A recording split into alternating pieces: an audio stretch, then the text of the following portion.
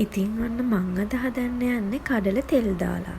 මොකද මේක මට ගොඩක් වැදගත් වෙනවා. මං වැඩට යනකොට, මං ක්ලාස් යනකොට, මං කැම්පස් එකට යනකොට මට මේක ඉක්මනට හදාගන්න පුළුවන් වෙන හින්දා මං මේක අද ඔයාලට කියලා දෙනවා. දාන්න සුදු ලූණු, මාළු මිරිස් කෑල්ලක් තමයි මං ගත්තේ. ඉතින් මේවා පොඩියට කපා ගන්න ඕනේ. මං මේ වගේ පොඩි දේවල් එකතු කරගන්නේ මට ඉක්මනට කැම්පස් එකට යන්න ඕනි හින්දා, වැඩි වෙලාවකුත් නැති හින්දා.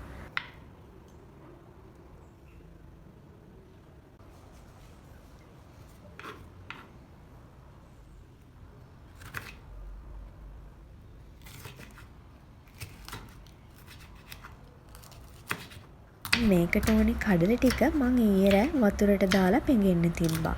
ඊට පස්සේ මං අද උදේ ඒක රයිස් කුකර් එකට දාලා පැයකමාරක් වගේ තැම්බෙන්න තියෙනවා.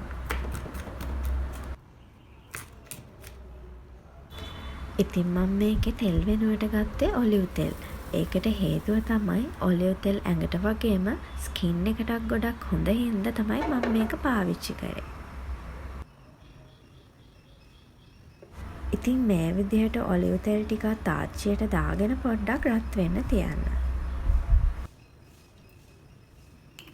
දැන් තෙල් ටික නම් රත් වෙලා, ඉතින් මං කපාගත්ත සුදු ලූණු, මාළු මිරිස් ටික මං තාච්චියට එක් කරගන්නයි යන්නේ.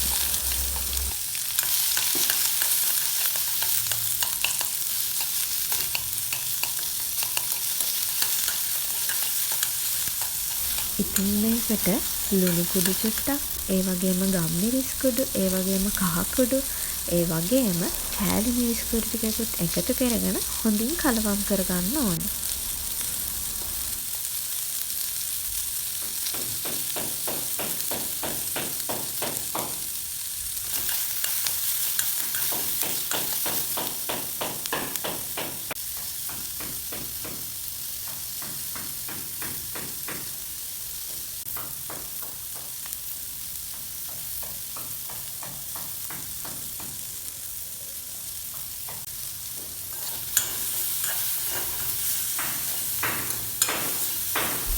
ඉතින් මං දැන් මේකට තම්බගත්ත කඩල ටික එකතු කරන්නයි යන්නේ. ඒ වගේම මම මේකට තක්කාලි සෝස් ටිකකුත් එකතු කරනවා.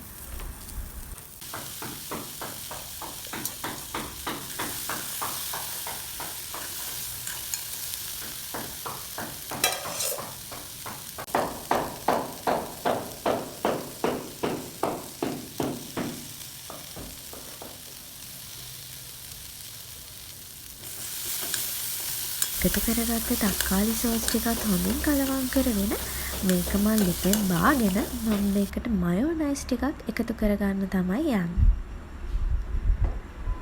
ඉතින් මම දැන් මේ කඩල එක ලිපෙන් බාගෙන ඒකට මයෝනයිස් ටික ඇඩ් කරලා ඒක මම හොඳට කලවම් කරන්නයි යන්නේ. මේ මයෝනයිස් ටික ඇඩ් කරාම ඒකේ තියෙන චීසි ගතිය ගොඩක් වෙනවා.